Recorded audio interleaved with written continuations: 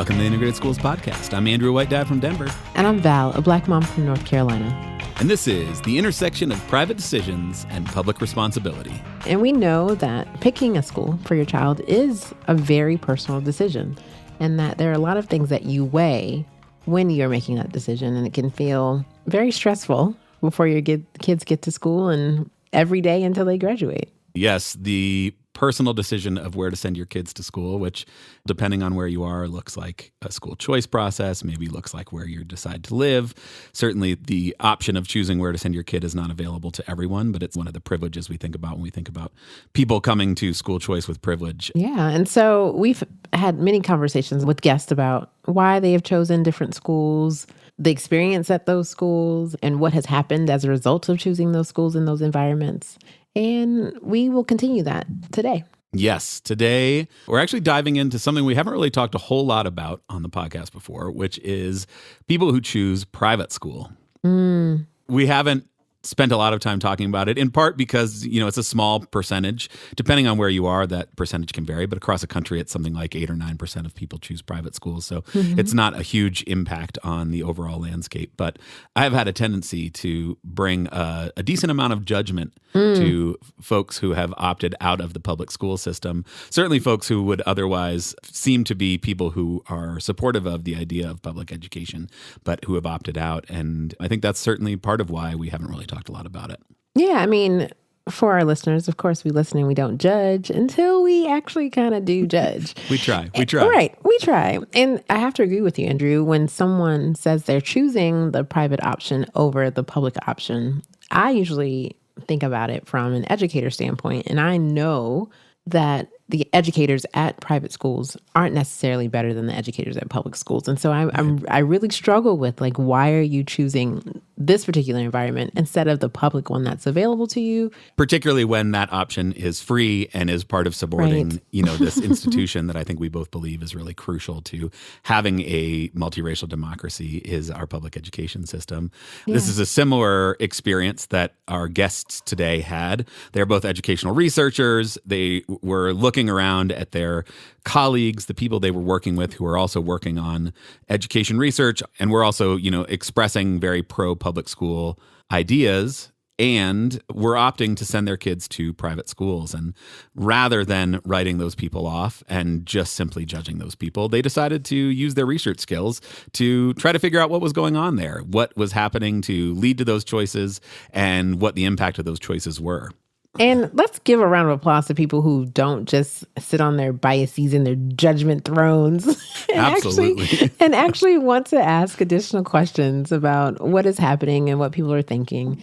I'm glad they took the time to ask that question, because I think the conversation today really pushes us. Yeah. So Lisa Sibbett and Stephanie Forman are educational researchers in the Pacific Northwest, and they found a large number of families who had started out in public school and then left for private school for various different reasons.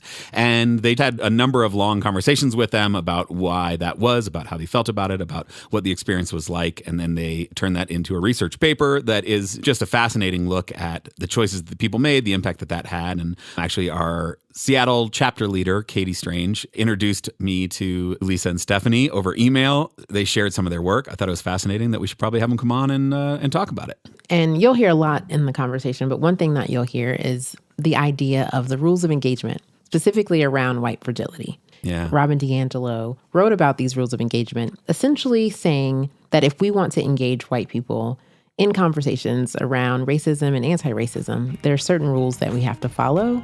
So if you have not checked out Robin DiAngelo's Rules for Engagement Around White Fragility, check that out. We'll put them in the show notes.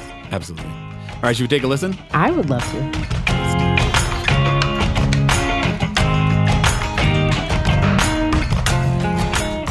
I'm Lisa Sibbett. I work at various universities in teacher education in the Pacific Northwest. I live in Seattle, and I'm a former high school teacher.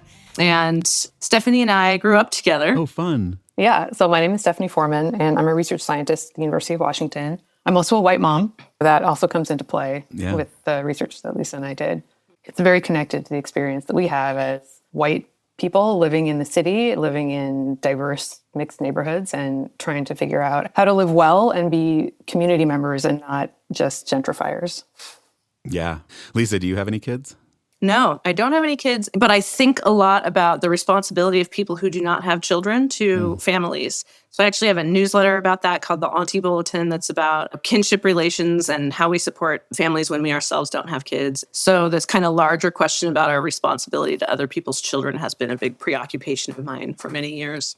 Yeah. Why? What made you care about that? And then also that sort of as it relates to social justice and racial justice. You know, I grew up in a really big family. My partner and I never wanted kids. And then sort of right as I was approaching the end of my fertility years, I suddenly did want kids. And we started trying, and I had a lot of lost pregnancies. And it was kind of a long wrestle and process of letting go of the idea of having children of our own. Fortunately, though, we live in co-housing with some really good friends of ours who have kids. So we eat dinner together like 4 nights a week. And so we have a very involved kind of kinship relationship with the family that lives next door to us. And then the educational justice angle, you know, when I started teaching, I was working in a poverty-impacted and ethnically diverse urban school in Seattle. And then during the recession, lost my job, had to move to a wealthy white school district, which was the only school districts that had any jobs at that time. And so I was trying to teach for social justice to like rich white kids. And it was so hard to figure out how to do that. And so I actually went back to grad school to research that and figure out like, how do we help get white people really on board in a way that's actually constructive and not destructive with the work toward social justice. So all of those projects kind of, I think, dovetail around this idea of our responsibility to other people's children. Yeah. Yeah. I mean, we often talk about parents and caregivers, and it sounds like you were certainly a caregiver to a number of children, Exactly. even if they are not directly related to you. Stephanie, why do you care? Yeah, I mean, like Lisa, I was a teacher. We grew up in a more rural kind of environment, but I think coming to live in the city, I was a bilingual education teacher. That was the world that I was living in. But there's a lot of questions about how to do right as a white person teaching children that are not white. Yeah. And so that was my experience. There's a lot of ways to do that badly. And so no shortage of examples of that, right? Right. Yeah. There's a lot of harm that you can do in your well-meaning attempts to do right. Yeah. So my work also kind of examines that question about how do you do right by kids? How do you build schools to do right by kids? And how do you think about leadership and policies that you create so that you can make sure that you're doing right by those kids?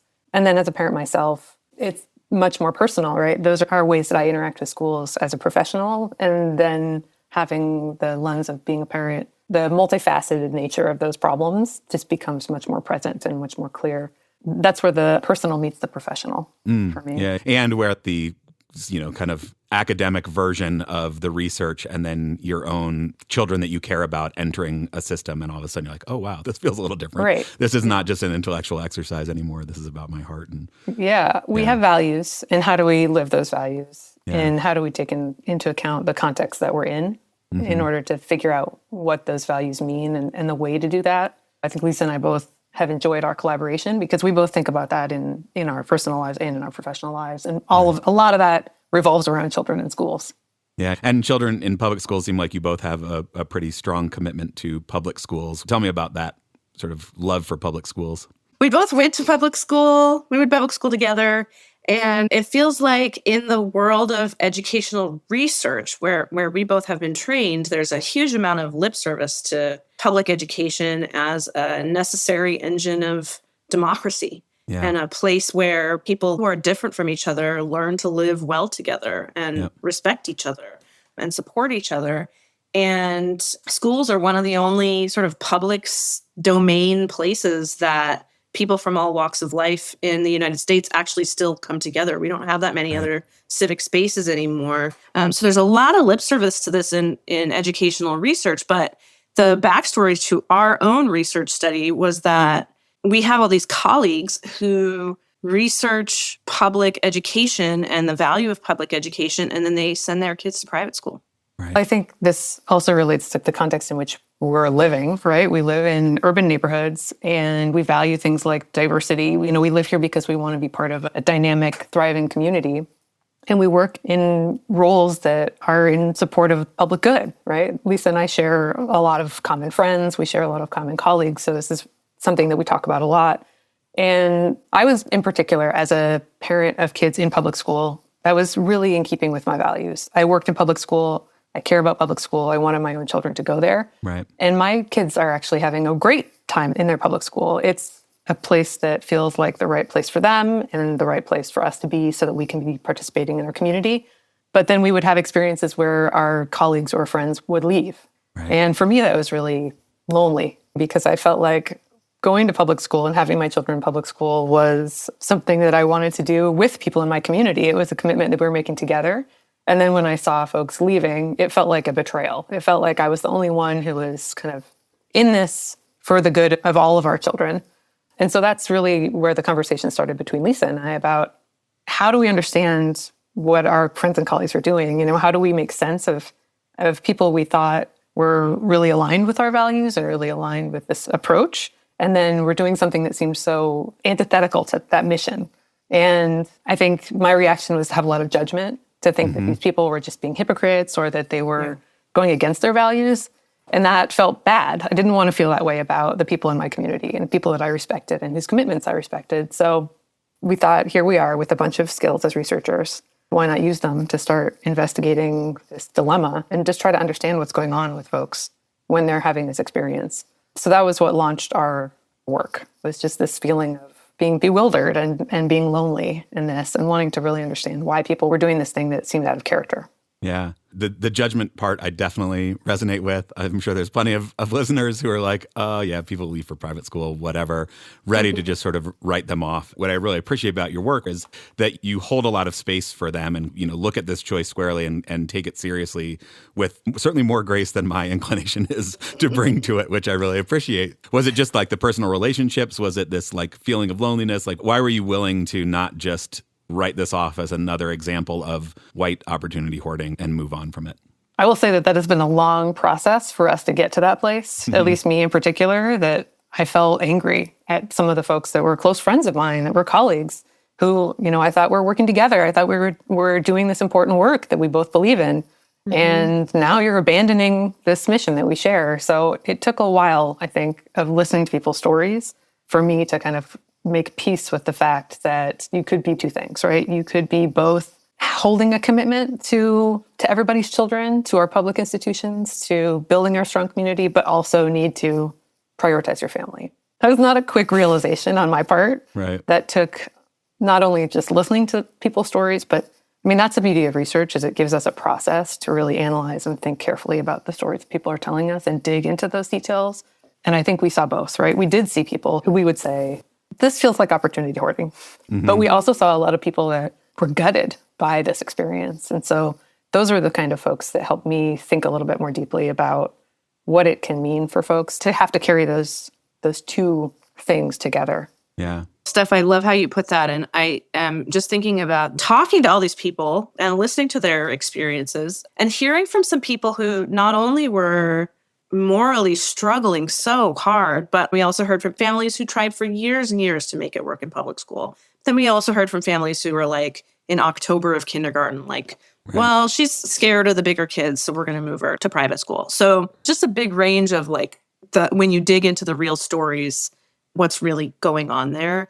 And then the other thing that was really helpful was actually having people read our drafts, including the study participants, some of whom were like, hey, I don't think this is a real fair representation of me, because our first draft was much less generous toward them. And also having outsiders read that and say, you know what, you need to represent these people in a more loving way, especially if our objective is to support people in changing their minds or changing their behavior, then we can't actually subtly or directly throw them under the bus. We actually have to be position ourselves on the same team if there's going to be any like movement in a good direction. And that's been helpful, I think, in thinking for me about how to have interactions with other families, is that it was really clear from what we heard from participants that shame was not going to help them persist. Right. Right. That my judgment was not the thing that That wasn't the one thing that was missing, that if you Right. just judged them Yeah. hard enough, that, right? Yes, that was not the thing that was like going to keep them in public schools, even when their child was really having a hard time. So Yeah. we wanted to really balance, holding people accountable for the choices that they were making, but also having a little bit more just empathy and understanding of the kinds of things that were driving them, and to make visible the fact that they weren't doing this without like a lot of harm to their own senses of self. Right. They weren't just sort of like gleefully leaving a hard space for this, wonderful experience that they had ahead of them, that they felt lingering guilt. A lot of them wished that they could go back. They wanted to do it differently. Did they go back? Some of them did. Some of them. Yeah, we did hear from some folks that they did return, or they were in the process of returning. And those were really great stories, actually, because it felt like some of the reasons that people had left, they had sort of figured out, right? So we talk about that being sort of a model for others that you could potentially raise, that once you're gone doesn't mean you're gone forever. Right. You can always choose again. Yeah, and that there's reasons to come back, too, that it's like you do lose out on some really great things when you leave public school. You lose out on the community that you've been part of. So coming back, you don't have to feel like you're ostracized forever, that you can regain that connection to the community that you've lost. So those folks who did return are like hopeful beacons for us. I don't know. I'm just really struggling, because regardless of how hard it was a choice to another public school, not to a private school, right? We have made multiple choices to move public schools because we're like, this one's not working, so let's go to another public school. And I'm listening and not judging, but I am wondering about their commitment to the public school idea if the private was the next immediate step. Mm-hmm. Our context also is a little different. Where we live in the Northwest, it's like a low choice context. In some parts of the country, there are all of these different options that parents have at their disposal, and that's just not true. And in our situation, it's kind of like your neighborhood school, or a limited number of like gifted and talented or other option programs. And then there's private. So in a lot of ways, our context is a little bit more extreme, which for us is useful because it really makes the difference between public and private very stark, right? There's not middle ground there. There's not charters. There's not things that are kind of private but kind of public. So it helps make that difference very clear. But I think around the country, a lot of folks are going to think about all of those intermediate steps that you might go through. Yeah. It's the same action, right? It's the same pulling out of my community and going somewhere else. And you see it really starkly because the options are limited. But in a place like Denver, it's using the school choice process to go to a quote unquote better school, buying a house in the gentrifying neighborhood because it's cheaper, but then using the school choice process to opt into a different school. So we see that same tendency show up. There's this sort of broad framing that you use to break down these considerations into like collectivism versus individualism, that there's some values that people hold around community, around what's good for all kids, not just my kid, and then these values that everybody holds around what's good for my children or the children that are important to me, and that there is certainly at least a perception that those things are often in tension. I think there's probably real ways in which those things are often in tension. One thing I really appreciate about the work is that you are not either a collectivist person or an individualistic person. You are not either all in on one thing or the other. These are not binary choices, but that everybody is grappling with kind of holding both of these things at the same time. Right. And I think that framing helps not write people off. So in this moment, somebody maybe leaned a little more towards the individualistic. How do we, bring them back into the fold to continue to think about their sort of collectivistic tendencies? And so you sort of set this up as an ethical dilemma. This is not right versus wrong, but this is right versus a different right, or varying degrees of right. Help us understand that kind of like ethical dilemma and the move away from the binary kind of right or wrong thinking. Yeah, there's a great philosopher named Rushworth Kidder who talks about ethical dilemmas as being a tug of war between right and right. So he says if you've got a right versus wrong choice, that's just moral temptation. But an ethical dilemma is when you're actually like both sides have merit. And in this case, the choice around exiting public school and moving to private school is often because your child is in extreme distress. Most of the people in our study did so because their kid was having a major like mental health crisis or something like that. They felt a strong sense of positive responsibility to their child, and understandably so, and rightly so. But they also were in this like deep tug of war with their sense of responsibility to the collective and their community and their neighborhood and other people's children. There was nobody in our study, no matter how much collectivism they exhibited, who didn't also exhibits some individualism. And we really chalk that up to living in a capitalist society where we have to compete. We can't really opt out of those kinds of things. So the one behavior that we saw in every single participant, regardless of the values that they expressed or enacted, was shopping around for schools. They were shopping around to other public schools and charter schools and private schools. And you almost can't opt out of that kind of behavior in our society. We live in this capitalist society where everything is structured as a marketplace. I think it's helpful going back to the kind of relating to people who make a different choice than we would make or would want to make with empathy, sort of recognizing that all of us have to make compromises sometimes. Right. And it's like a decision about what we're making moral compromises on. And the people in this study, most of them really did feel like it was a huge moral compromise. And a lot of them experienced what philosophers call moral injury, which is like the trauma of doing something that totally violates your own values. That research comes out of research about combat veterans and healthcare providers who have been in situations where they have to make totally unthinkable choices. And some of our participants sort of exhibited that kind of level of trauma when they talked about the decision that they made. I'm just in my feelings. Yeah. So, a couple episodes we'll get Andrew in his feelings, and a couple episodes we'll get me in my feelings. I'm processing, and I'm holding space. Yeah.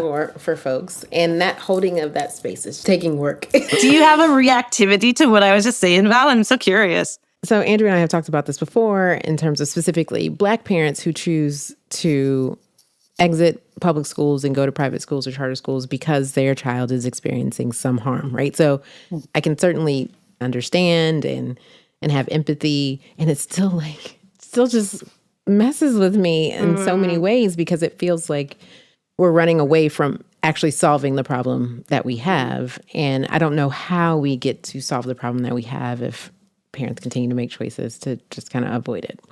And not for any wrong reason, right? Because I would not want my kid to be in a place where they were harmed. And so I totally understand that moral dilemma there. And I don't have the answers, Joe. Yeah. When we first started our study, we decided we were only going to interview white families. It was too understandable for us that Black families would leave because of the sort of historical experiences that Black families have had in public schools.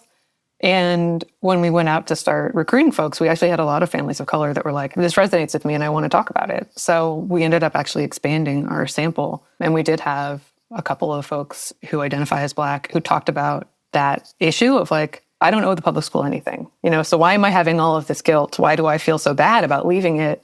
And I think it was, you don't want to abandon your community. And so that if that's the work you've set out for yourself, then it feels really awful, even though it's in a lot of ways justifiable. Yeah.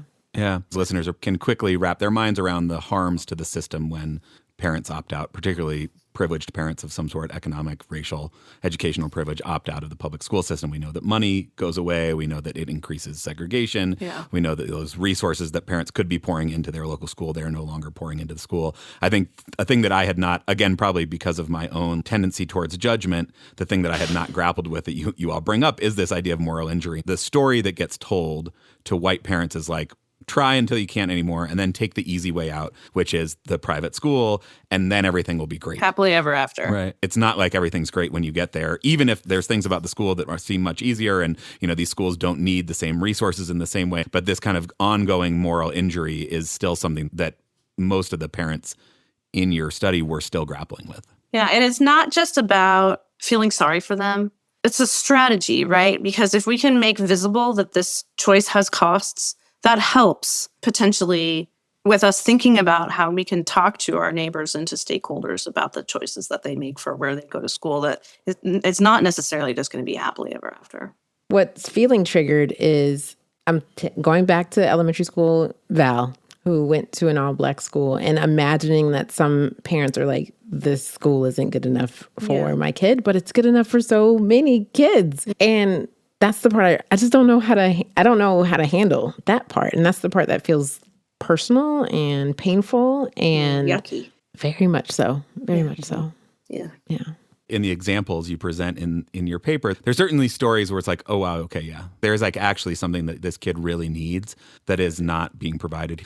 And certainly there were examples in your study of people who was like, really? Like, I think probably he's gonna be okay. But the experience for parents is still something is bad for my kid and I need to do something about it, which I think is like easily understandable. Sort of how do you think about that kind of range of reasons that people gave for why they couldn't stay in the public system anymore?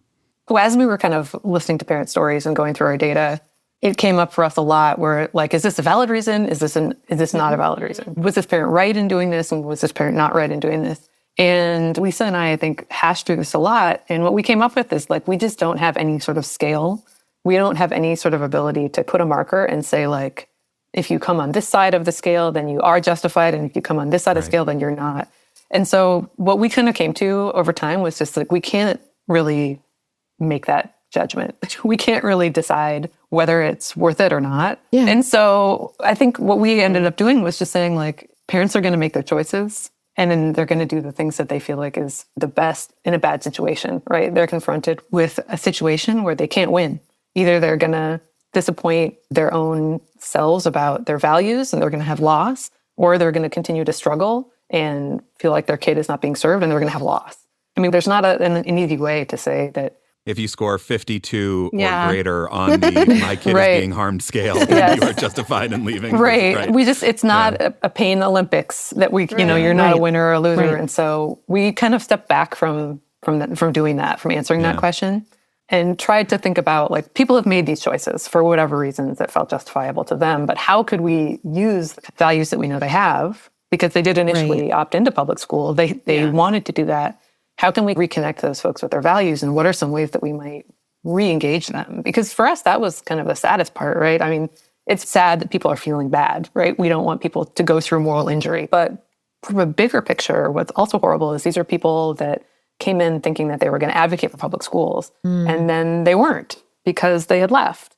And so what our thinking was is what's more productive is to think about how can we re-engage folks? How can we give people new ways to think about what they're going through so that they can feel like there's still a way for them to participate in their public school community, or they can still take the energy they have and go advocate to the school district or go to the state and lobby. Like, how can we turn the pain that they've had into something that feels productive?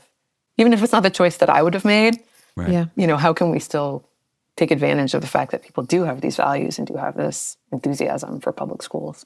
We conjecture also that people who experience moral injury and feel like they have violated their own values, they tend to become disempowered to advocate for justice. They feel like they've lost their moral standing, right? Mm-hmm. We had a parent in our study who told us that when she first enrolled her kids in the public school, she was so excited to go down to Olympia and lobby for educational justice. As a mom of color, just like really excited. And then a few years later, she had withdrawn her kids from the public school, and she no longer felt like she had that standing to go lobby. And I suspect that happens a lot when we violate our values. Then we feel like our voice is not legitimate to advocate for justice. And so then you have all these people who actually have these really good, important stories about how public school isn't working.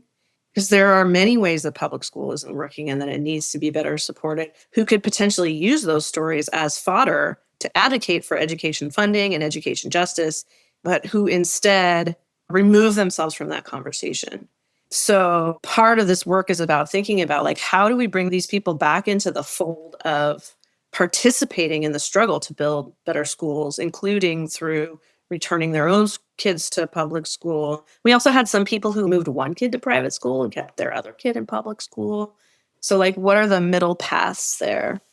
When you all were talking about the re-engagement, something that popped up in my mind, Robin DiAngelo's Rules for Engagement Around White Fragility.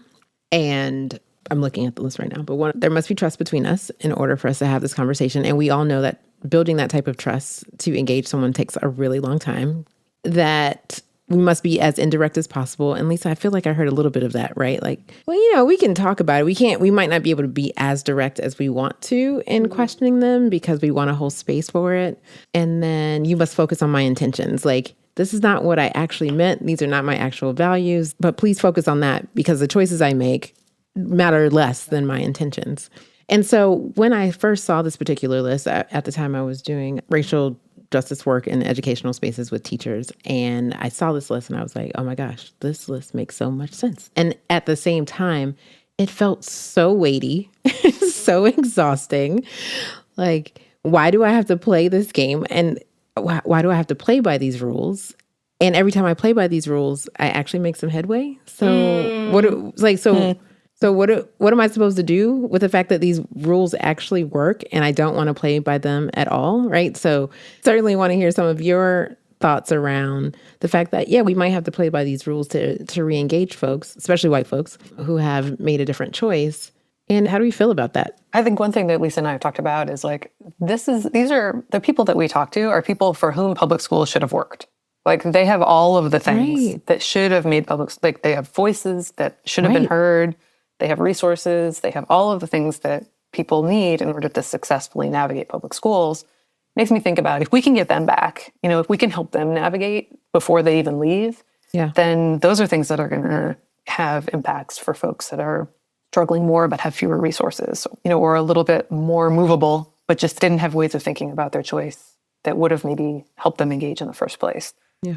If we are talking about people who initially decided like, hey, I want to do this, I am committed to this, I'm going to try it, those are the people we absolutely don't want to give up on, right? Right. And it still feels exhausting to have to play by these rules to get them re-engaged. Yeah. We talk a lot about how this is really swimming against the stream of all of the stories that people are hearing about what it means to be a good parent. Like all of the ways that people are supposed to provide opportunities for their kids and help their kids. So these are folks that are already making a choice that's a little bit contrary to what a lot of folks in their community are doing. They're already sort of standing up, which is a good thing. But at some point, they're probably hearing so many of these contrary stories that if they're barraged, especially if their kids are struggling but maybe all those other folks were right in the first place. So it feels like there's a lot of room for different kinds of stories that might help bolster people's resolve. It might help give people other ways to think about the challenges they're experiencing. I mean, the thing that I think is powerful for us was thinking about like, instead of going it alone, what if there were people who were talking about the struggles that their kids are having as things that matter for all of us in the school community? Right. Like making these collective struggles, the only recourse people felt like they had was to meet with the principal. So it was just a parent and a principal in a room trying to solve this problem.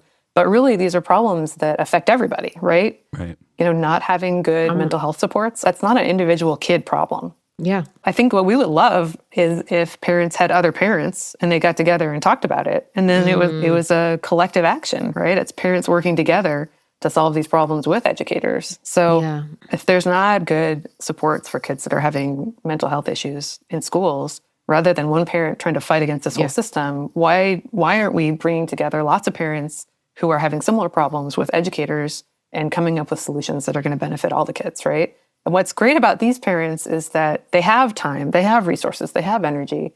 And if they were to take their stories and their experiences and turn those into advocacy, that advocacy would benefit a lot of kids that don't have the resources to go to private schools. So that's why we really want to keep them engaged or re-engage them, is because they have these resources and they can apply to these situations that could still be benefiting the kids that are in public schools with that voice.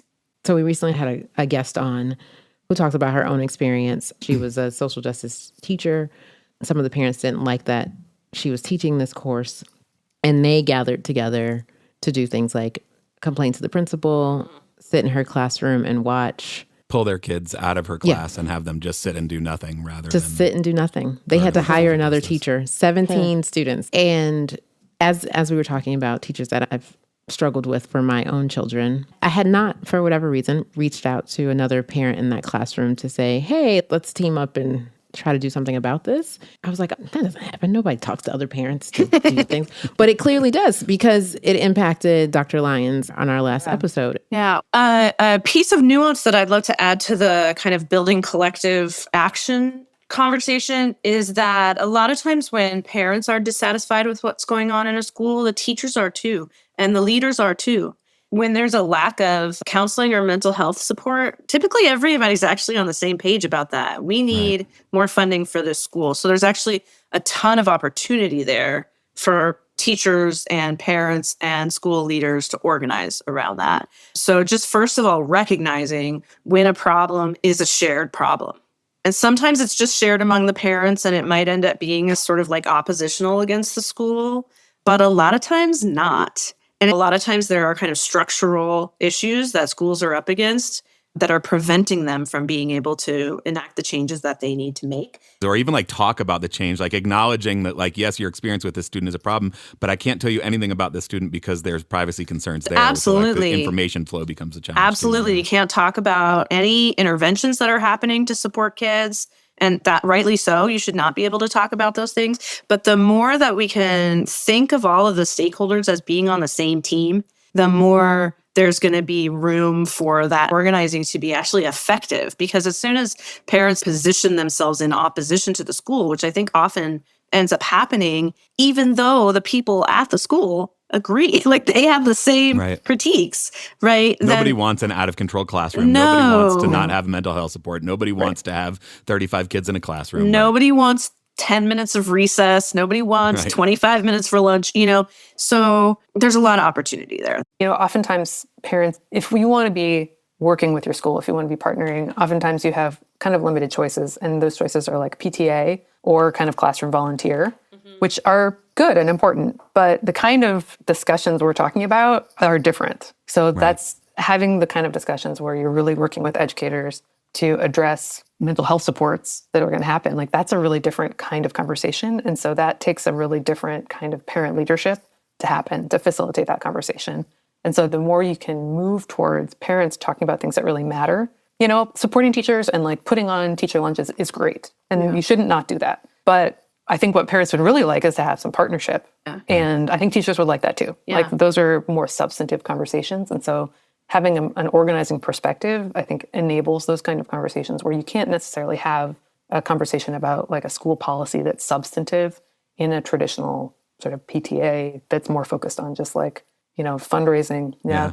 Who shows up to those conversations is such an important piece of it too, because to the example from our last episode with Dr. Lyons, like maybe 30 white parents came together and organized and said, we're going to talk about this, and basically caused her to leave the teaching profession. We want to encourage vehicles for parent voice to show up in the school community, and we have to be really thoughtful about whose voice we're listening to, thinking about the collective, who's part of the collective, and what issues are actually getting elevated. And I think there is some piece of that work where, we talk here a lot about like how you show up really matters in the school, that like the things you might be concerned about may actually need to take a back seat. You might be concerned that there's strawberry milk and it's not great for your kids. That may be a real issue, and that may not be the thing that is actually rising to the surface for the collective of the parent community at the school. And sometimes you have to think, okay, I'm actually going to sit back on this one and focus on these things that seem to be more relevant to a broader group of kids. Yeah, I think all of this conversation has to take place in the space where families with loud voices, families with privilege, white families in schools where there's a mixed group of kids are coming into that space with humility and with a conscientious look at their own participation. Yeah. So it's never part of just pushing my own agenda. It's about, my kid is struggling, other kids are struggling. How do we as a community solve this problem that is really present and really matters for all of us?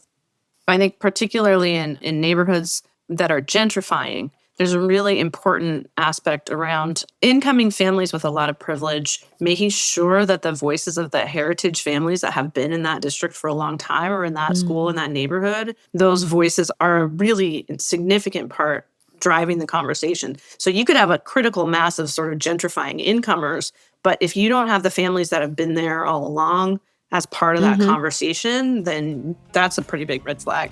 Yeah, for sure. I just really, really appreciate this. Certainly have pushed me out of my judgy space into a space with a little more grace and a little more thoughtfulness. And I really grateful for you coming on and sharing. Thank you for having us so much. It's been just such a delight to talk to you and appreciate the work that you do on this podcast so much. Thank you.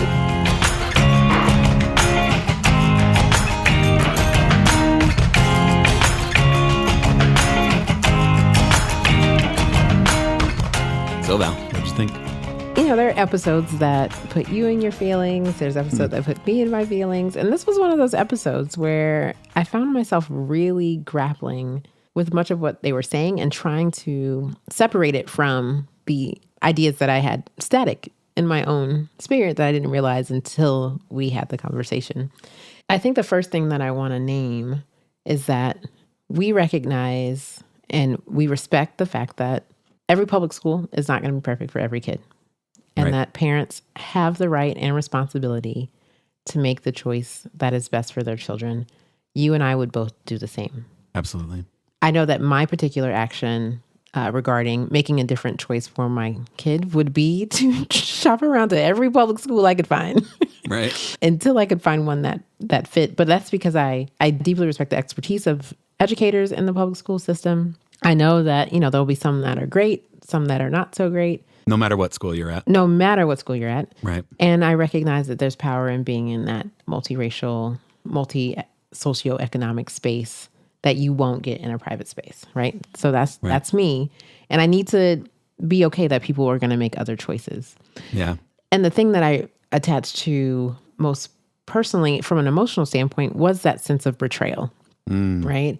So when Stephanie talked about feeling betrayed by parents who said, hey, we're going to do this together, and then they don't, it does feel like it's a rejection of me, of my experience that I thought was great and wonderful. Look at me now, award-winning podcast co-host, and a rejection of those spaces. Yeah. And that's hard. And so what I heard, though, from our guests, Stephanie and Lisa, is it's not as much a rejection of those spaces as much as it might be the pressure, either internal or external, to make a different choice for whatever reason. Yeah. And, and I'm sitting with that. And I for sure, 100%, always and forever, never think there are throwaway people, right? There's no one I want to throw away in this work, in this conversation. I believe in building bridges, especially around issues that I think are necessary for us to come together to make progress. And so I was really wondering how I would show up the next time I'm in a conversation with someone who's like, I'm ditching the public school for this private space. Yeah. If I'm going to come in as a judger, or if I'm going to come in as a listener. And that because of this conversation, I'm definitely now leaning into wanting to hear why. Yeah. And still try to convince them otherwise. Right. Yeah. I mean, I appreciate that. And I do think, it's easy to slide into the kind of binary. Either you are supportive of public schools or you are not. Either you have collective tendencies or you have individualistic ones. And obviously nobody is all of one thing or all of another. And like we said in the beginning, all of these decisions are a matter of weighing a whole bunch of different things, and the units on those things are not the same, right? So you can't kind of weigh out what is the value of 4 blocks of walking versus more mental health support versus smaller class sizes versus racial diversity. All of those things are all values, and you sort of have to weigh them all together. And I do really appreciate the ways that their research and then this conversation with them really pushed me out of my natural tendency to judge, which is not helpful. I think we want those people, like you said, there's no throwaway people. We want people who start out with appreciation for public schools, with a value on collectivism and the value of public education, to feel that no matter where they end up in their journey and no matter what choices they end up making, that they still have a place to be in favor of public education. Right. And like Stephanie was saying, like, more shame is not the way to get people to come back into the fold. Yeah. And I think that's really why I also appreciate Lisa coming at this from someone who is not a parent of her own children, but has relationships with children that she loves, because it demonstrates that you don't have to have a school-age child in order to care deeply about this and to try to understand what is happening regarding folks' decision-making in these areas. If I felt like my choice was between a public school where my children would lose a sense of identity, souls would be murdered, versus a private school where their identity is nurtured, that they are loved by their teachers, we wouldn't even be having this conversation right now. You know what I mean? And so I recognize that there are racial dynamics and socioeconomic dynamics into why people make the decision to go to private from public. Yeah. The other thing I really appreciated from the conversation is, this particular person's choice. Do I feel like this is legitimate or not? Am I supportive of this one or not? That they really realize, like, there is no scale we can use. I think there are plenty of people who leave public school who could, with a little bit more support, with a little bit more community, stick it out, and their kids would be totally fine. And I think back to our conversation from last season, the intersections of disability, race, and segregation with Joyner and Shuba, whose kids really needed something that they were not able to get in the public system. And that's also a real thing. And I can guess as to whether or not I would make the same choice, but that's not actually that useful, right? What's useful is thinking about what are the reasons that people leave and what is the harm of leaving. This is the other piece that I thought was really interesting is that, the narrative that I have in my head is that leaving for private school would make things easier. And some people found that they were ready to come back after a little while. Some people found that, one kid in private and one kid in public, and actually like the experience wasn't wildly different.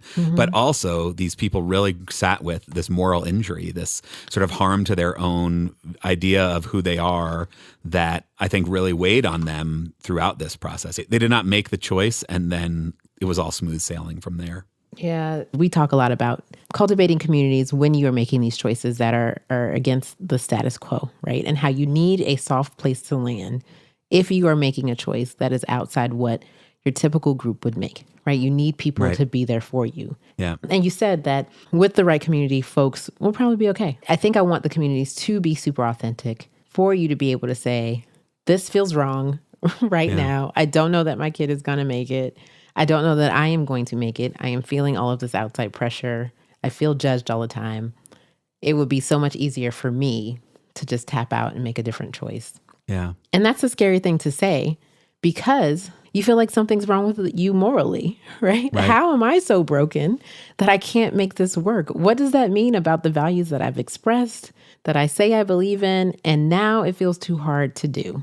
Yeah, I feel like we always come back to community here. And they mentioned that often when people are having problems in schools, they try to solve it individually. They try to go to the teacher. They try to go to the principal. I mean, that's what I would do. They try to go to the school board. Maybe they try to go to the superintendent, depending on sort of how politically connected they are, how big the district is, whatnot. But then it's sort of like, can you solve my problem or not? And if not, I'm out of here. Yeah. And we certainly know that the threat of departure is something that white families use all the time in public schools to try to get what it is that they feel like their kid needs. And so, I'm just struck again by the power of actually showing up and becoming part of the community. Show up, shut up, listen, stay put. These things that we talk about a lot is like, you've got to become part of the community. You've got to get to know the other parents and raise these issues that you have with other parents and see if other parents are feeling these same tensions, feeling this same disappointment or struggles, because not only are you more likely to actually make change in your school if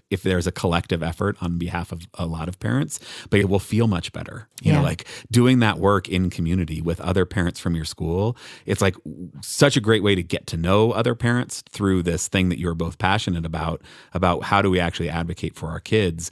Deepens your ties to community, strengthens your bonds with community, that makes it easier to get through the points, because we certainly can't pretend that every public school is perfect. There are lots of challenges that our public education system has, and we need to work to fix them, but we need to work to fix them together. Yeah. And I want to expand that community that you mentioned to include the educators in the community. So as Lisa and Stephanie mentioned, if there's a problem in the school, the educators also know there's a problem in the school. Right. And so what are the ways that we can not make it an us versus them in these conversations? Because I believe everybody in that situation, in that scenario, educators, administrators, and caregivers all want the best for the young people in that school. Right. I don't think anyone goes into the position, in an education position, saying, I just want to make kids' lives hell today. And so I'm going to come here and get paid a little bit of money to do that. Right? Get overworked and underpaid to make people miserable. Exactly. Right? No, nobody's showing up for that. No, nobody is choosing that. And so making sure that it does not feel like an us versus them when we're trying to improve the school. I think it's a really important step that we often miss. I think one of the ways that certainly I have found that to be more effective, put myself in more of a collaborative team spirit when talking to people in schools, school leaders or teachers, is recognizing where everybody has expertise. You know, I know my kids. Nobody knows my kids better than I know my kids. So that is an expertise that I bring to the table.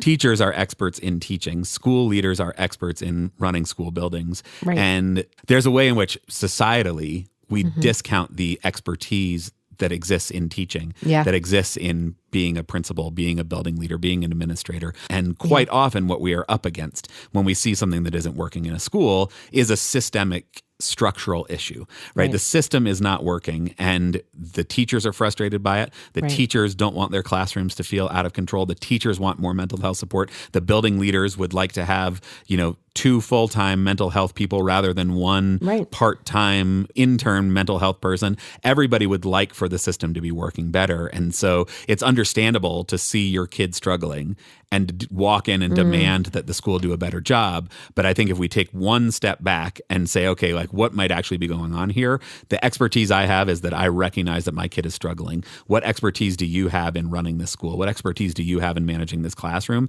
And how collectively can we come together and say, this is an issue, how do we solve this? Yeah, I appreciate the point around the system problem. We know that disability activists, racial justice activists, queer activists are the reason why we have the advances in public schooling. Right. And so that's super hard work to do in addition to teaching young people. Yeah. I want to just applaud everyone doing the hard work of trying to change the system. Yeah. And the promise of truly well-integrated schools is that the ability to change the system grows when we have cross-racial coalition building for justice. And so a school that is actually well-integrated with families who are well-integrated, who are working together for the benefits of the whole school is going to have so much more power to actually change the school for better than, one parent walking in and demanding something. And we mentioned it in the conversation as well, but Dr. Asia Lyons from the last episode's experience, because there is also potential harm when the group of parents who gather are not actually representative of the whole community, are not actually speaking on behalf of the whole community, but rather just their small, 1 or 2 or 17 kids that can have real harm as well. Yeah. Shout out to Dr. Asia. Although I left that conversation with lots of questions about my own beliefs, I actually feel encouraged by the fact that they asked those questions of the people who left. Yeah. And I do know some awesome private school families and private school administrators and students. I see y'all. I felt encouraged to continue the conversation with parents who choose private school because people can teach us wherever they find themselves situated, right?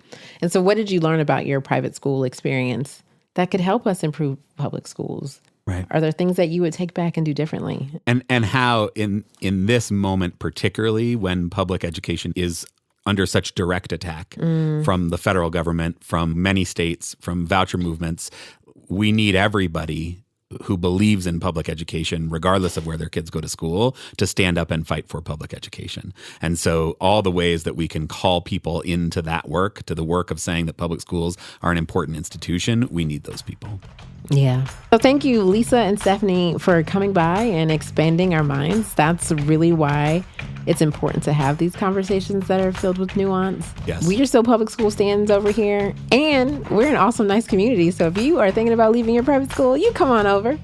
Come to Integrated Schools, find We'll help your you. local chapter, find your local network contact, get in touch with them if there isn't somebody nearby. Check out our Caregiver Connection program. We'll pair you up one-on-one with somebody who's been there and done that. We definitely have people who are part of the network who have thought about private school and who've considered it, who can be there for a conversation at the right moment to help you think through the decisions that are facing you. We believe that community is the best way through any of these sort of choices, and we encourage you to get closer to the Integrated Schools community. That's right. And we really want to hear your thoughts on every episode, including this one. You can leave us a voice memo at speakpipe.com, speakpipe.com/integrated schools. Or you can email your voice memo to podcast@integratedschools.org. Yes, we would love to hear from you. We would also appreciate your support. Patreon.com/integrated schools. You can go throw us a cup of coffee every month to help us support this work. We would be grateful for that. Or just go to the website, integratedschools.org, and click that donate button. It's a red button. You can't miss it. If you just stop paying private school dollars, you can send that money to us. We would gladly take that. Absolutely. And if you are super excited about the work of public schools, we have an opportunity for you to represent that on your chest. That's right. We have T-shirts available Public Schools Save Democracy, Integrated Schools, t-shirts, sweatshirts, tank tops. We've got them all. There'll be a link in the show notes to our bonfire shop where you can buy your own Public Schools Save Democracy swag and wear your support for public schools proud on your chest. That's right. I'm very grateful to Lisa and Stephanie for pushing me out of my comfort zone a little bit, making me think more deeply about this, which is the same thing that happens every time I'm in conversation with you, Val, which I am very grateful for every time we talk as I try to know better and do better. Until next time.